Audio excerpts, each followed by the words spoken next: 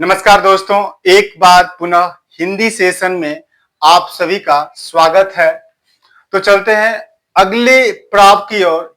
जन जन का चेहरा एक है। क्या नाम है इस चैप्टर का?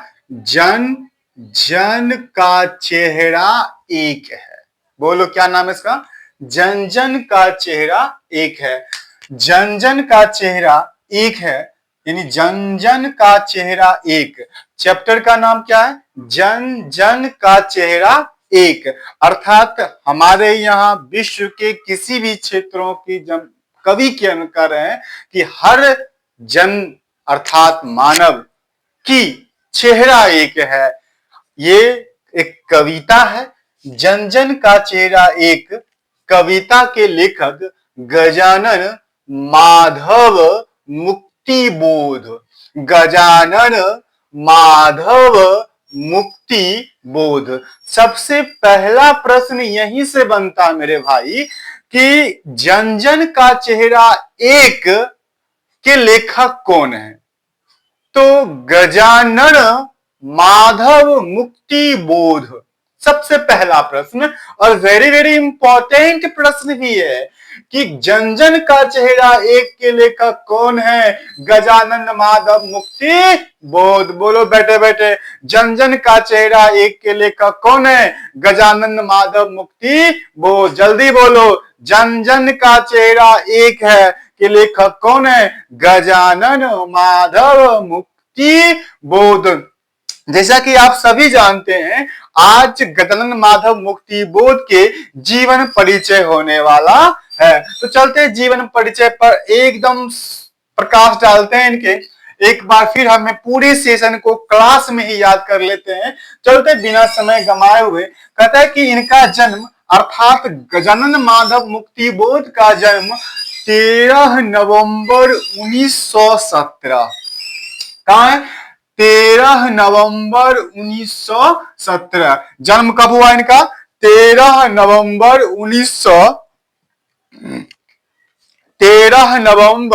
1917 को इनका जन्म होता है। एक चीज याद हुआ, क्लिक करो। 13 नवंबर 1917। 13 नवंबर 1917। जोर से बोल कि इनका जन्म कब हुआ? 13 नवंबर 1917 को गजानन माधव मुक्ति बोध का जन्म होता है। तो सबसे पहला बात, दो चीज आपको याद हुआ। जन जन का चेहरा एक के लेकर बताइए, गजानन माधव मुक्ति बोध, इनका जन्म कब हुआ? 13 नवंबर 1917 ईस्वी को। 1917 अगर तिथि याद है होगा आपको, तो आगे चलकर रशियन क्रांति भी इसी समय होता है। तो जन्म 13 नवंबर 1917 को, इनका निधन 11 सितंबर 1964।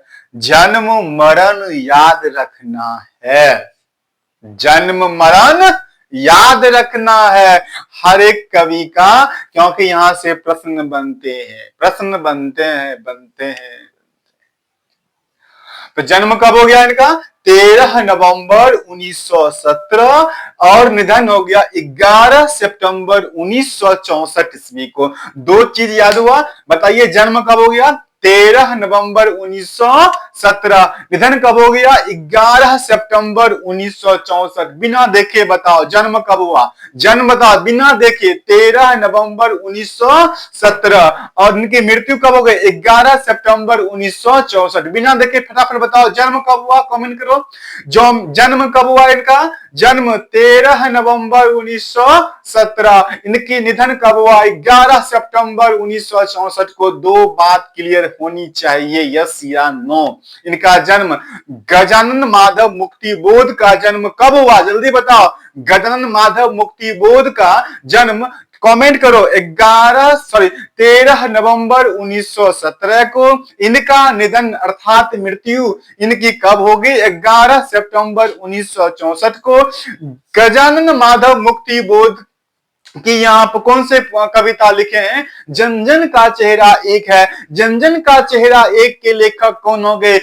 गजानन माधव मुक्ति बोध। इनका जन्म कब हो गया? 13 नवंबर 1917। इनकी निधन कब हो गया? 11 सितंबर 1964। बोलो याद हुआ या नहीं?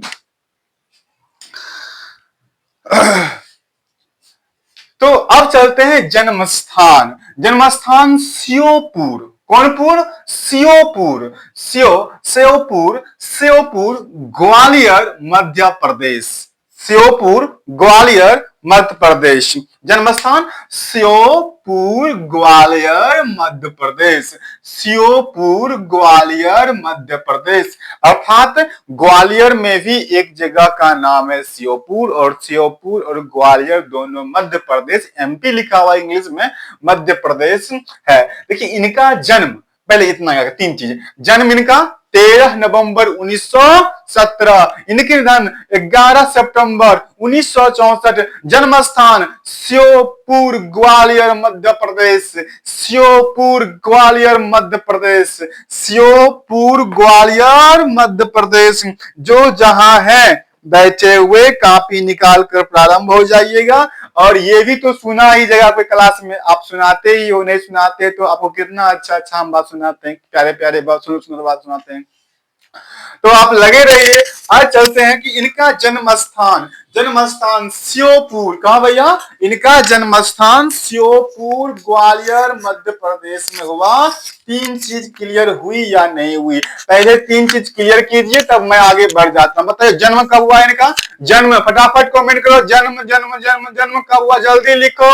इनका जन्म कब हुआ? जन्म 13 नवंबर 1917। बोलो जोर से, 13 नवंबर 1917। इनकी निधन कब हो गई? 11 सितंबर 1964। इनकी जन्म स्थान श्योपुर ग्वालियर मध्य प्रदेश। अब एक गुड रहस्य मैं आपको बताता हूं।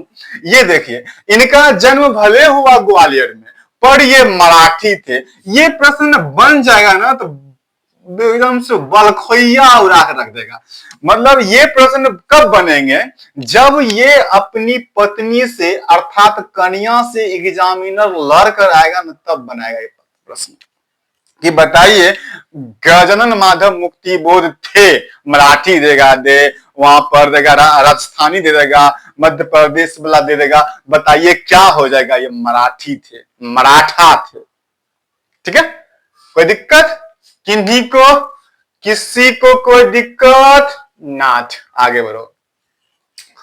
ठीक है, इनका जन्म स्थान श्योपुर ग्वालियर मध्य प्रदेश है। लेकिन ये क्या थे? मराठी थे। ये प्रश्न कब बनेगा? जब एग्जामिनर अपनी वाइफ से, अपनी कन्या से, अपनी क्या होता है, भूल गए। ठीक है, अपनी कन्या से, वाइफ से, जिससे वह लड़कर आ जाए, अपनी लुगाई से जब लड़कर आ जाए ना, तब ऐसा प्रश्न बनाएगा वो। समझ गया? अपनी राजस्थान में वाइफ को क्या बोलते हैं? लुगाई। अपनी लुगाई से अगर लड़कर चला आया तो वह मराठी में बनेगा। बताइए गजानन माधव मुक्ति बोध, गजानन माधव मुक्ति बोध थे, मराठी थे, क्या बोलते हैं, राजस्थानी थे, पंजाबी थे, इनमें से कोई नहीं। ये सारा ऑप्शन देकर आपको टलाएगा। इनके माता का नाम पार्वती। गजानन माधव मुक्ति बोध के माता का नाम पार्वती। इनके माता का नाम क्या था? पार्वती। माता का नाम पार्वती, माता का नाम पार्वती। पिता का नाम माधव राज मुक्ति बोध, माधव राज मुक्ति बोध। माता का नाम पार्वती, पिता का नाम माधव राज मुक्ति बोध। माता पार्वती, पिता माधव राज मुक्ति बोध। बताओ इनके माता का नाम क्या था? पार्वती देवी। पार्वती देवी, माता का नाम पार्वती देवी, पिता का नाम माधव राज मुक्ति बोध, माधव राज मुक्ति बोध। इनके पिता का नाम माधव राज मुक्ति बोध थे। अब यहां से बताइए, पूरे पहले सटीक होकर सीधा तन कर बैठी क्लास में, ऐसे लुंज पूंज मत होकर बैठो बुढ़ापा जैसे। बताओ तुम सबसे पहले एकदम फर्रेश होकर बैठिए और बताइए फटाफट कि गजानन माधव मुक्ति बोध की रचना का नाम बताइए। यहां पर क्या है? जन जन का चेहरा एक है। जन जन का चेहरा एक है कि लेखक कौन है? जोर से बोलो। गजानन माधव मुक्ति बोध। जन जन का चेहरा एक है कि लेखक कौन हो गए? गजानन माधव मुक्ति बोध। इनका जन्म कब हुआ? जल्दी बताओ कमेंट कर। 13 नवंबर 1917। इनकी मृत्यु कब होगा? फटाफट बताओ। इनकी मृत्यु 11 सितंबर 1964। जन्म स्थान श्योपुर ग्वालियर मध्य प्रदेश। भले ये ग्वालियर में जन्मे लेकिन ये क्या थे? मराठी। इनकी माता का नाम पार्वती देवी, पिता का नाम माधव राज मुक्ति बोध। माधव राज मुक्ति बोध। चलो भैया इतना आपको क्लियर एंड कट होना चाहिए। चलिए अब शिक्षा की बात करते हैं। शिक्षा देखो ये भी इंटर ये पास हुए, ठीक है, सब कुछ हुए, लेकिन अत्यंत संभावना जो थी मैंने वही लिखा। मैंने आपको बार बार कहता हूं ये यूट्यूब सेशन लेने का मेरा एक उद्देश्य है कि वेरी वेरी इंपॉर्टेंट प्रश्न जहां से बिहार बोर्ड वालों का एग्जाम से चलता है दिमाग, वहां से हम लोग प्रश्न उठा लेते हैं, ठीक है। तो चलिए शिक्षा, प्रारंभिक शिक्षा, ये प्रश्न पूछ जाने की संभावना है क्योंकि प्रारंभिक शिक्षा कहां से हुए? उज्जैन, विदिशा, अमझरा, सरदार जगह का नाम है। आदि स्थानों पर इनकी प्रारंभिक शिक्षा हुई है। उज्जैन, विदिशा, अमझरा। उज्जैन, विदिशा, अमझरा। उज्जैन, विदिशा, अमझरा। फिर से बोलो उज्जैन, विदिशा, अमझरा। बोलो बोलो उज्जैन, विदिशा, अमझरा। देखो उज्जैन गए, उज्जैन गए तो लोगों ने माना कि हम विदिशा पहुंच गए। विदिशा में क्या हुआ? आम का झरना हुआ, आम झरा, और वहां पर बैठे थे सरदार। कहां बैठे थे भैया? सरदार। उज्जैन, उज्जैन के साथ साथ विदिशा एक जगह का नाम है, ठीक है। विदिशा प्राचीन धर्म ग्रंथों में इनका नाम मिलता है। उज्जैन, विदिशा, अमझरा। उज्जैन, विदिशा, अमझरा। कहां गए भैया? उज्जैन। उज्जैन के बाद कहां? विदिशा। वहां पर झरा, अमरा, झरा, अमझरा, आमझरा।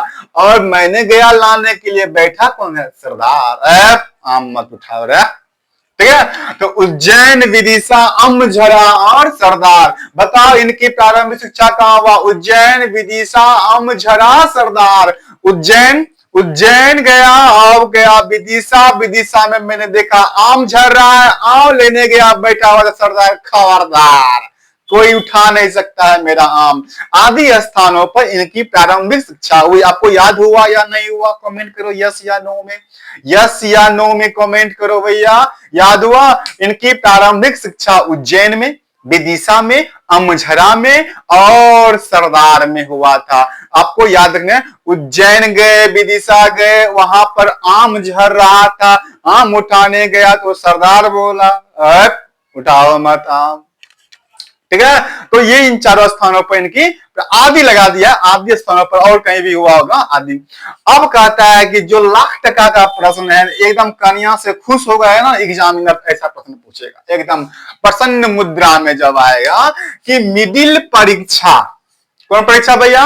मिडिल परीक्षा में, इंटर में ऐसा बात कहा गया है कि मिडिल परीक्षा में असफल रहे। पहली बार जब ये महोदय परीक्षा दिए थे न, गजानन माधव मुक्ति बोध, जब ये पहली बार मिडिल परीक्षा में परीक्षा दिए थे, ये असफल हो गए थे, अनक्वालिफाइड।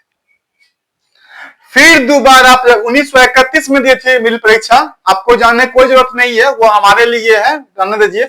आपके एग्जाम में वो नहीं आएगा कि मिडिल परीक्षा कब पास किए। 1931 में ये परीक्षा दिए थे तो मिडिल परीक्षा में असफल हो गए थे 1931 में। फिर 1935 में परीक्षा दिए होंगे तो ये क्या कर गए? पास कर गए। क्यों भाई को किन्हीं को दिक्कत? बताओ, प्रश्न यही पूछेंगे यहीं से, निम्नलिखित में से कौन ऐसे कवि हुए जो मिडिल परीक्षा में असफल हुए? मुक्ति माधव बोध। मिडिल परीक्षा में कौन असफल हो गए? मुक्ति माधव बोध। हमको लगता है भूसकोल विद्यार्थी थे कि हो ना, भूसकोल विद्यार्थी ना थे। इनकी शिक्षा दीक्षा देखिए, पता नहीं क्या हुआ। देखिए बीए की परीक्षा में भी क्या हो गए? असफल हो गए। बीए की परीक्षा में भी क्या हो गए? असफल हो गए। असफल को आप अंडरलाइन करो, आप स्टार करो। ये प्रश्न आपसे पूछे जाएंगे। पूछेगा निम्न में से कौन ऐसे कवि हुए जो बीए की परीक्षा में असफल हो गए? गजानन माधव मुक्ति बोध, मुक्ति बोध। कौन ऐसे कवि हुए जो मिडिल परीक्षा में असफल हो गए? तो मुक्ति बोध हो गए। दो आपको याद रखा, मिडिल और बीए, मिडिल और बीए, मिडिल और बीए, दोनों में क्या हो गए? असफल हो गए। बोलो हाँ या ना। चलो भैया, कोई दिक्कत किसी को? इतनी सी बात, शिक्षा की बात हम एक बार और जाते हैं, बिना देखे बताओ इनकी प्रारंभिक शिक्षा। प्रारंभिक शिक्षा इनका कहां हुआ? उज्जैन में हुआ, विदिशा में हुआ और अमझरा में हुआ, और अमझौर बोलिए उसको, अमझौर में हुआ और सरदार में। इसका ट्रिक क्या था? विदिशा गया, उज्जैन गया, विदिशा गया। उज्जैन गए तो समझे मम्मी मेरा बेटा विदेश गया है। जब मैंने विदिशा पहुंचा तो वहां पर अमझरा हो रहा था, आम झर रहा था। जब मैंने आम लेने गया, सरदार वहां पर मत उठाओ आम। इस जगह पर इनका क्या हो गया? इसकी प्रारंभिक शिक्षा हुई। पूछेगा माधव मुक्ति बोध, गजानन माधव मुक्ति बोध की प्रारंभिक शिक्षा हुई उज्जैन, विदिशा और सरदार, और एक में से अमझोरा भी देगा और इनमें से एक देगा ऑप्शन में से सभी दे देगा, या कहां नहीं हुई ऐसा भी प्रश्न। गजानन माधव मुक्ति बोध की प्रारंभिक परीक्षा कहां नहीं हुई? तो इस चारों को ऑप्शन को छोड़ दीजिए, वहां नहीं हुई। चलिए आगे बढ़ जाइए। अब कहता है कि मिडिल परीक्षा में और बीए में दोनों में क्या हो गए? ये पहली बार में असफल, नहीं फेल कर गए। तो मिडिल परीक्षा 1931 में दिए, उसमें फेल कर गए। 1935 में दिए, दोबारा पास किए। 1937 में बीए परीक्षा बीए की परीक्षा दिए और असफल हो गए। 1938 में फिर पास किए। देख लीजिए, बीए की परीक्षा में वो असफल रहे, पास कब हो गए? 1938 में। 1937 में परीक्षा दिए थे, फिर से क्या हो गए? असफल। बोल भाई, इतना में कोई दिक्कत किसी को? जन जन का चेहरा एक है लेखक कौन है? जल्दी बोलो, जोर से बोलो, बोलो जोर से। जन जन का चेहरा एक के लेखक गजानन माधव मुक्ति बोध। इनके पिता का नाम क्या था? बोलो जल्दी, जल्दी बोलो, इनके पिता का नाम क्या था? इनके पिता का नाम हम कमेंट में चाहिए हमें, क्या था? सभी आदमी कमेंट करो। इनकी माता का नाम क्या था? जल्दी कमेंट किया जाए, जल्दी कमेंट किया जाए, कोई बोर्ड नहीं रखेगा। इनकी माता का नाम पार्वती देवी और इनके पिता का नाम माधव राज मुक्ति बोध। इनकी जन्म स्थान कहां रहा? जन्म स्थान इनका उज्जैन में ही हुआ था। इनका जन्म स्थान ग्वालियर में हुआ, श्योपुर, ग्वालियर, उज्जैन, पूरा नाम बोलिए तो। अब इनका कहता है इनके माता पिता शिक्षा का बात है, प्रारंभिक शिक्षा बताया आपको। प्रारंभिक शिक्षा कहां हुआ? तो प्रारंभिक शिक्षा विदिशा में हुआ, उज्जैन में हुआ, अमझरा में हुआ, सरदार में हुआ, आदि स्थानों पर इनकी प्रारंभिक शिक्षा हुई थी। ये मिडिल परीक्षा 1931 में दिए, उसमें असफल हो गए।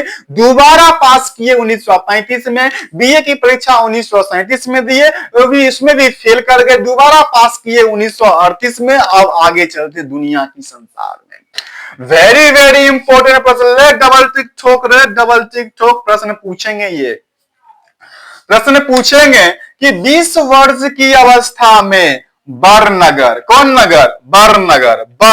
बरनगर मिडिल स्कूल से मास्टरी प्रारंभ की थी 20 वर्ष की अवस्था में। कितने वर्ष की अवस्था में? 20 वर्ष की अवस्था में। 20 वर्ष की अवस्था में बरनगर मिडिल स्कूल से मास्टरी आरंभ की। प्रश्न पूछेंगे गजानन माधव मुक्ति बोध कितने वर्ष की अवस्था में मास्टरी आरंभ किए थे? 20 वर्ष की अवस्था में। किस स्कूल से? बरनगर मिडिल स्कूल से। कितने वर्ष की अवस्था में? वेरी वेरी इंपॉर्टेंट प्रश्न यही है कि कितने वर्ष की अवस्था में माधव मुक्ति बोध मास्टरी आरंभ कर दिए थे? तो 20 वर्ष की अवस्था में माधव मुक्ति बोध मास्टरी आरंभ कर देते। प्रश्न ये पूछेंगे गजानन माधव मुक्ति बोध कितने वर्ष की अवस्था में मास्टरी आरंभ कर दिए थे? तो 20 वर्ष की अवस्था में। ये सब नहीं भी आएगा, बरनगर मिडिल स्कूल सब आने वाला नहीं है, लेकिन मैंने मेंशन कर दिया। प्रश्न यही आएंगे कि 20 वर्ष की अवस्था में मास्टर 20 वर्ष, मास्टर 20 वर्ष, कौन? माधव माधव मुक्ति बोध। मास्टर कौन? मास्टर 20 वर्ष में कौन बना? माधव मुक्ति बोध। बोलने के बाद जोर से दे, मास्टर कौन बना? माधव मुक्ति बोध। कितने वर्ष की अवस्था में? 20 वर्ष की अवस्था में। किस स्कूल में रे? बरनगर मिडिल स्कूल में। वाह, कमाल है, कमाल है। आगे बढ़ा रहे, 20 वर्ष की अवस्था में बरनगर में क्या हो गया? मास्टरी आरंभ किए। कहता कि नागपुर में रेडियो के हिंदी प्रादेशिक सूचना विभाग में कार्यरत रहे। ये ना हमको प्रश्न लगा कि अच्छा है तो मैंने डाल दिया। आप एक बार देख लीजिएगा इसे, एक बार इसे प्यार से देख लेना कि क्या इसमें आगे की बातें चल रही है। 20 वर्ष की अवस्था में, ये वेरी वेरी इंपोर्टेंट। छुआरा प्रश्न समझते? छुआरा समझते हैं? छुआरा, यही छुआरा प्रश्न, एकदम बिल्कुल छुआरा प्रश्न है ये। कहता कि नागपुर में रेडियो के हिंदी प्रादेशिक सूचना विभाग में कार्यरत थे। ये देख लेना, ये देख लेना, देख लेना, देख लेना, एक बार देख लेना, ठीक है। अब कहता है कि नया खून, कौन खून है? नया खून। नया खून किसके पास होता है पता? कंकाल के पास है नया खून। कंकाल, रे कंकाल, तुम्हारे पास नया खून है? तो एकदम खूने नहीं है तो नया खून कहां से आ गया था? ठीक है, हाँ, कंकाल में नया खून है एकदम से। कहता कि नया खून नामक पत्र का संपादन किया। प्रश्न यहीं से पूछने वाले ये कि बता कि नया खून नामक पत्र का संपादन किसने किया? तो गजानन माधव मुक्ति बोध। बोल, कौन खून है? नया खून। नया खून किसका था? मुक्ति बोध का। ऐसे याद रखो, नया खून, नया खून किसका? गजानन माधव मुक्ति बोध का। और किसी का? ना कंकाल का, ना काला का, ना किसी का नहीं। वो किसका नया खून है? नया खून गजानन माधव मुक्ति बोध का है। प्रश्न यहीं से पूछेंगे ना, जिनसे जिनसे प्रश्न पूछेंगे उनसे इन रिश्ता लगा के रखिएगा। चलिए, दिक्कत नहीं होगा। नया खून नामक पत्र। अब ये प्रश्न ये भी आ सकते हैं कि नया खून है, क्या है? पत्र है, पत्रिका है, किताब है, क्या है? अखबार है। तो नया खून एक क्या है? पत्र है। नया खून क्या भैया?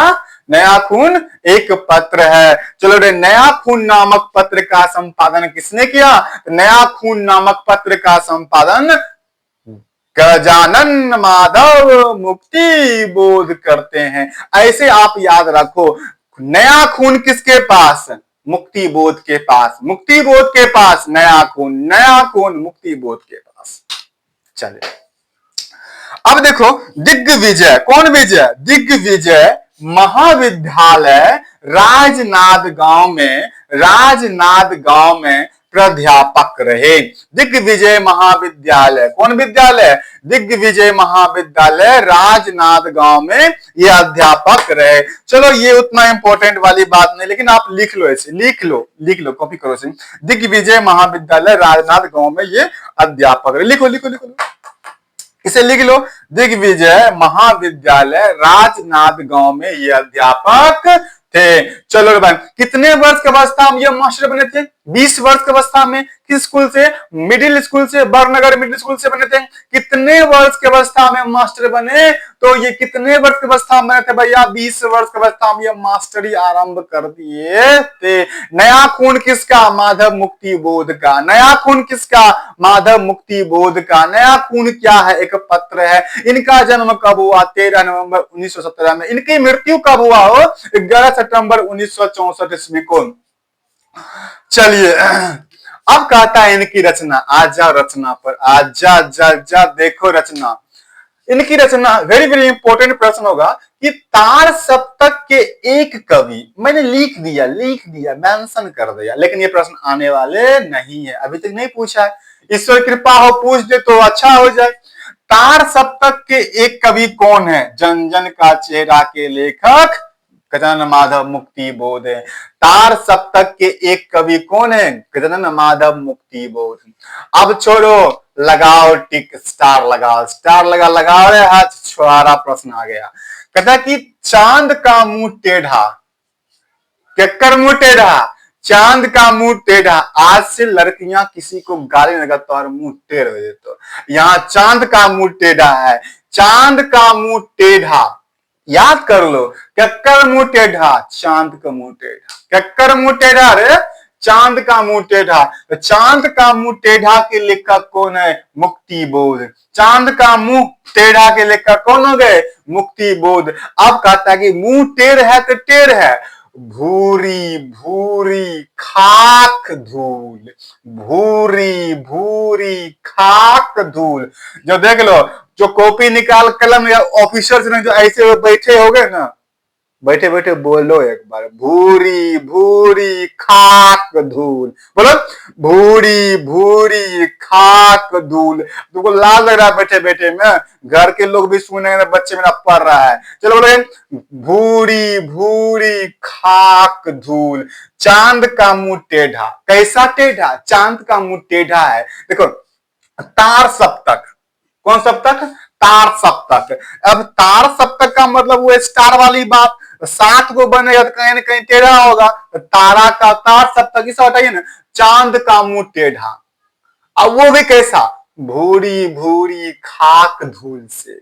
चांद का मुंह टेढ़ा। जल्दी बोलो, चांद का मुंह टेढ़ा। कैसा टेढ़ा? भूरी भूरी खाक धूल। चांद का मुंह टेढ़ा, भूरी भूरी खाक धूल। चांद का मुंह टेढ़ा, क्या हो गया? भूरी भूरी खाक धूल। सबसे पहले तार सप्तक के एक कवि के रूप में, चांद का मुंह टेढ़ा, भूरी भूरी खाक धूल में। जल्दी बोलो बैठे बैठे ऑफिसर लोग, वहां घर में बैठ कर तुम मजे ले रहे हो, बताओ तो। तार सप्तक के एक कवि के रूप में, बोलो बेटे, तार सप्तक के एक कवि के रूप में चांद का मुंह टेढ़ा। और कैसन टेढ़ा? भूरी भूरी खाक धूल, भूरी भूरी खाक धूल। बोल दो, भूरी भूरी खाक धूल।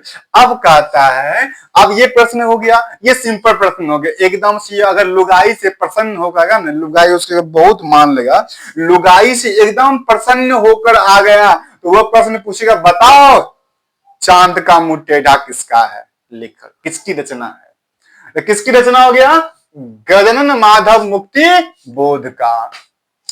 अगर लुगाई से हो गया पटकम पटका, तब पूछेगा, बताइए चांद का मुंह टेढ़ा कौन सा संग्रह है? कविता संग्रह। कौन सा संग्रह है? कविता संग्रह। पूछेगा चांद का मुंह टेढ़ा कौन सा विद्या है या कौन सा संग्रह है? तो कौन सा संग्रह है?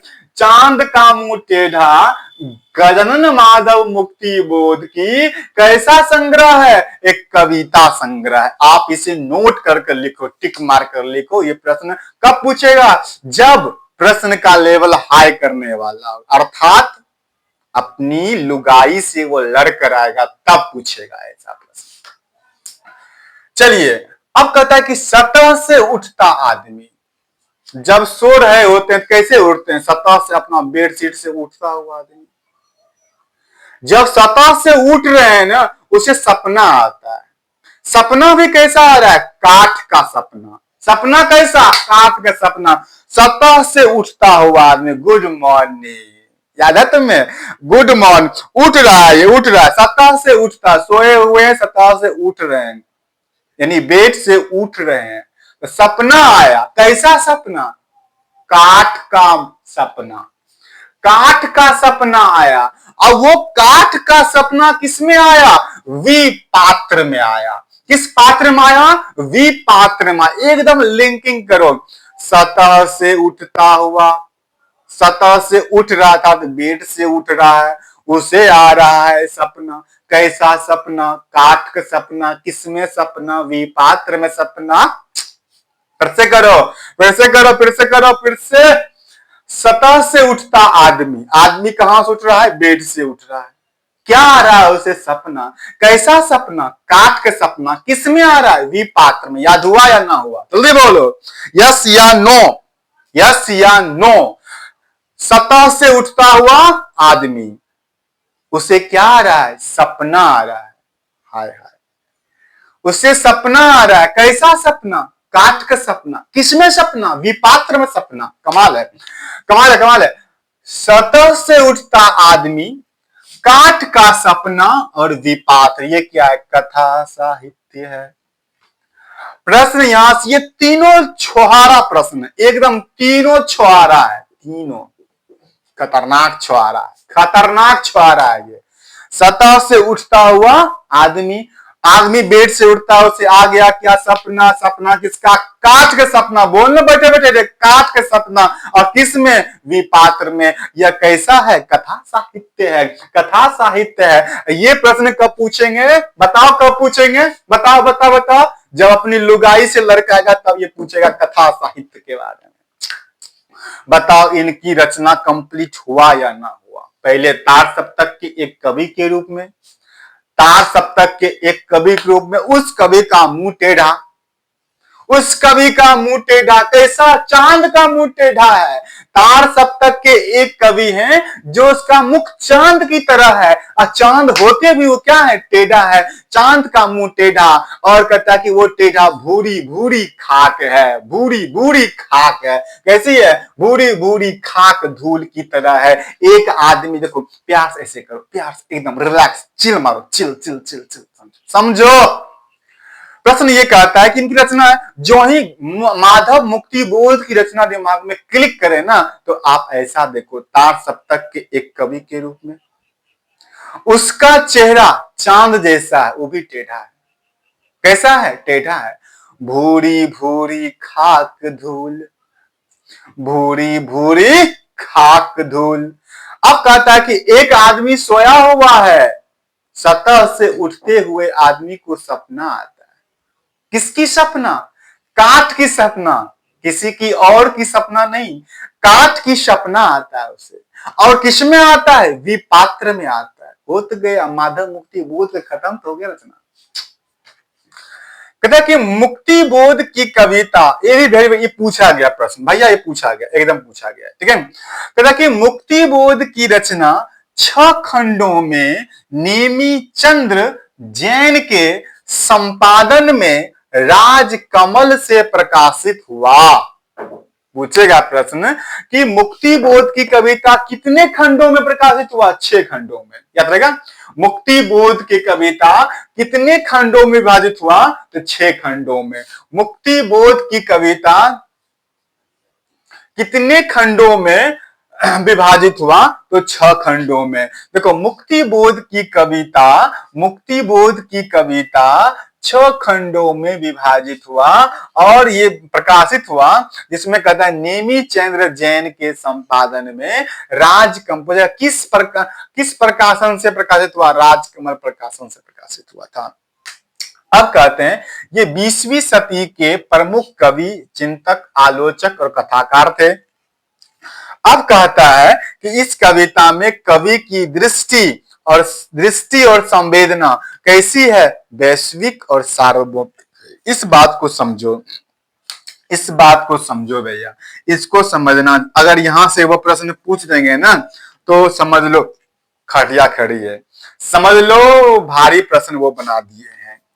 कहता कि इस कविता में, अर्थात जन का चेहरा 1 में, कवि की दृष्टि, गजानन माधव मुक्ति बोध की दृष्टि, और प्लस में और संवेदना, दृष्टि और संवेदना कैसी है। फिर से आराम से रिलैक्स, चिल मारो चिल मारो चिल मारो, सुनो। इस कविता में, अर्थात जन के चेहरा 1 में, कवि गजानन माधव मुक्ति बोध की दृष्टि और संवेदना कैसी है, तो वैश्विक और सार्वभौम है। कैसी है, वैश्विक और सार्वभौम है। फिर से, जन के चेहरा 1 कविता में गजानन माधव मुक्ति बोध की दृष्टि और संवेदना कैसी है, तो वैश्विक और सार्वभौमिक है। अभी जाना नहीं है कोई भाई, बैठे रहो, बैठे एकदम sit down, down down down down. प्रश्न पूछेंगे उसे फटाफट रिप्लाई, सभी आदमी रिप्लाई करो। दिखते हैं कि अपनी कॉपी बंद करो, रिप्लाई दो, फटाफट दो। बताओ जन का चेहरा 1 है कि लेखक कौन है, फुर्ती बताओ। हाँ फुर्ती बताओ। दूसरी बात, प्रश्न पूछे, जवाब आप, प्रश्न हम पूछेंगे, जवाब आप दोगे। एकदम ऑफलाइन वाली फीलिंग आनी चाहिए। जन का चेहरा 1 के लेखक कौन है। दूसरी बात, इनके पिता का नाम, माता का नाम, जल्दी टाइप करो। माता का नाम, पिता का नाम, जन्म स्थान, जल्दी बोलो। इनके पिता का नाम, माता का नाम, जन्म स्थान, जन्म कब हुआ, निधन कब हुआ, जल्दी फटाफट कमेंट करो। इनका जन्म कब हुआ, 13 नवंबर 1917। इनकी मृत्यु कब हुई, 11 सितंबर 1964। जन्म स्थान कहाँ है, श्योपुर, ग्वालियर, उज्जैन में है। ये मूल रूप से क्या थे, मराठी थे। इनके पिता का नाम माधव मुक्ति बोध, माता का नाम पार्वती देवी। पार्वती देवी क्या ये मिडिल परीक्षा में पास किए थे पहली बार में, नहीं, असफल। बीए में पास किए थे, असफल हो गए। इनकी प्रारंभिक शिक्षा कहां कहां हुई थी, उज्जैन, विदिशा, आमझौर और सरदार में इनकी क्या हुआ था, प्रारंभिक शिक्षा हुई थी। मास्टरी कब आरंभ किए थे, जल्दी बताओ। मास्टरी कब आरंभ किए थे, मास्टरी 20 वर्ष की अवस्था में उन्होंने आरंभ किए थे। मास्टरी कब आरंभ किया, 20 वर्ष की अवस्था में।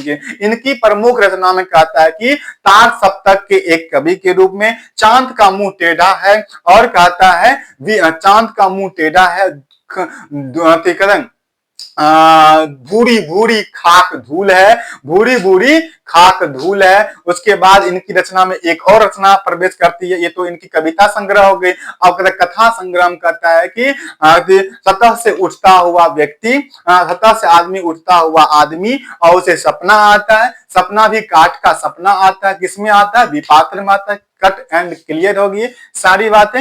ये अब इनकी रचना 6 खंडों में विभाजित था, ये सारी बात। तो चलते हैं आज भर इतने में, और मिलेंगे अगले एपिसोड में। जय हिंद।